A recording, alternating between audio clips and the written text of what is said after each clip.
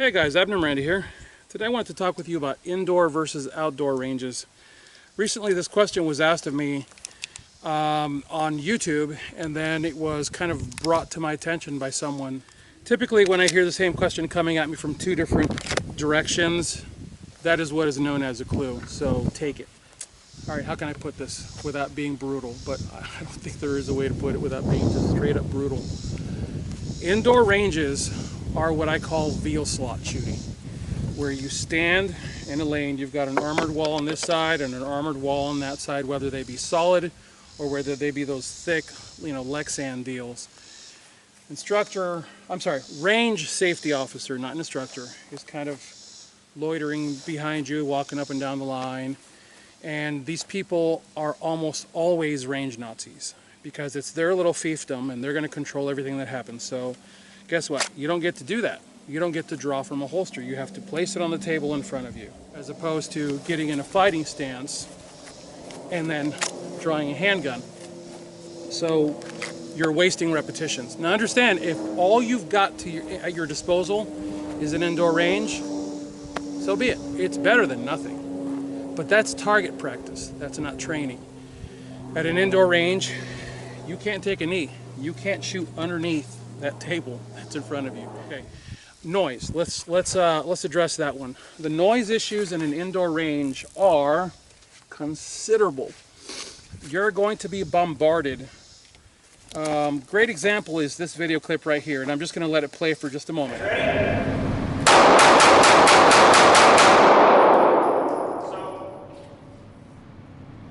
Ready? Because everything here is tensed up. I'm going to double them up. 2 rounds left, 2 rounds right. Threat! Threat! One last time. Threat! Threat!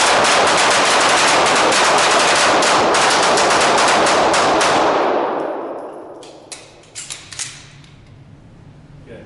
And reload. Let her rip with 2 rounds on the threat command. Threat! Ooh, that's loud. All right. Threat. Threat! Did you notice how the top end of my handgun just was like, holy crap? And I was up against the rubber wall in that clip. In this clip here, I've got the camera facing more toward the range. Check it out.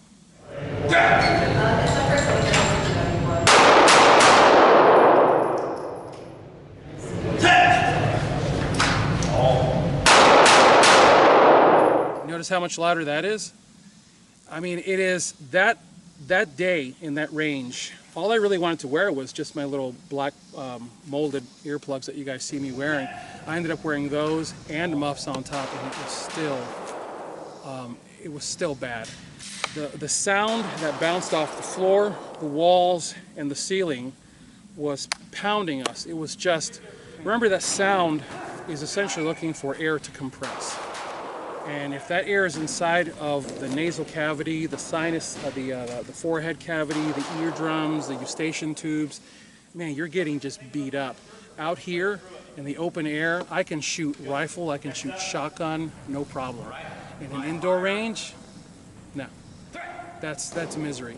Even if I could teach in an indoor range, I wouldn't teach in an indoor range, because it would shorten, it would steal the very little hearing that I actually have left. It would just rip me off. It's not worth it. So that's that. The drawing issues already covered that. Rapid firing. I was floored when I found this out recently. This wasn't an issue when I was going to ranges, but apparently it's become a thing now in many places in the country. You can only fire 1 round per second. I've actually heard 1 round per 2 seconds. So now we're talking about 1 1,000, 2 1,000, 1 1,000, 2 1,000, 1 1,000, 2 1,000. Seriously? What kind of shooting is that? By the way, that's the crap they give you in the police academy. There's the FBI, what is it, the FBI 48 round course or something like that. They go, there's a section of it where I believe you're at like, it's either 3 yards or 5 yards. I can't remember which, but it's 5 rounds. and they say, you now have 30 seconds to fire your 5 rounds. Take your time. And I would go 1, 2, 3, 4, 5, which honestly was kind of slow for me, but I at least didn't want to be the guy that went ta-ta-ta-ta-ta. And the instructor would say, Miranda, you're firing way too quickly. And I would go, and all the rounds were like right there. And it's guys, I refer to it as gentrified shooting. Gentrified shooting, okay? Gentrification. Let's come up with a polite shooting stance. Let's do very, very polite standing and slow firing techniques. What you're doing is you're teaching yourself by default to die. You're teaching yourself to stand in that stupid stance and this stupid crap. Look, all of this stuff had a place in history. As we learned, as we codified handgun shooting, handgun fighting, combatives, as we codified all these things that needed to be learned because they were being paid for in blood, we've gotten better and faster and more efficient. And when I finally trained with Dave Spalding and handgun combatives, I was 50-something classes into my now 61 classes in my forever career as a student. And I remember when I trained with Dave, it was like night and day. Everything had changed. So guys, I say to you, if all you have is an indoor range to train on, then God bless you, roll with it, okay? You would be surprised how many people in your circle of friends are gonna have land and are gonna be pro-gun people. Start putting those feelers out. Start opening dialogue with your friends, and you're gonna start finding, man, there are like-minded individuals that wanna do this, like my buddy Brian. He was telling me that he gets together with his friends and they make it a point to just kind of co-opt ammo and access and different things, and they work together. Reach out to friends and family, start asking those questions, start finding this kind of thing, and once you've got it, it is going to change, truly it's going to change your life, because it's going to change how you view the carrying of a firearm. And I'll leave you with this. When you spend time training with your firearm, when you spend time getting really, really good and intimately acquainted with this gun becomes your friend. I know that sounds kind of kooky to some of you, but trust me when I'm telling you, I did things with this that I didn't think I could do, and you really look forward to spending more time with it because it becomes a pleasurable experience out here versus the gentrified, veal slot, frustrated shooting of an indoor range. Guys, I know this is a touchy subject for some of you because I know that you don't have access to anything like this.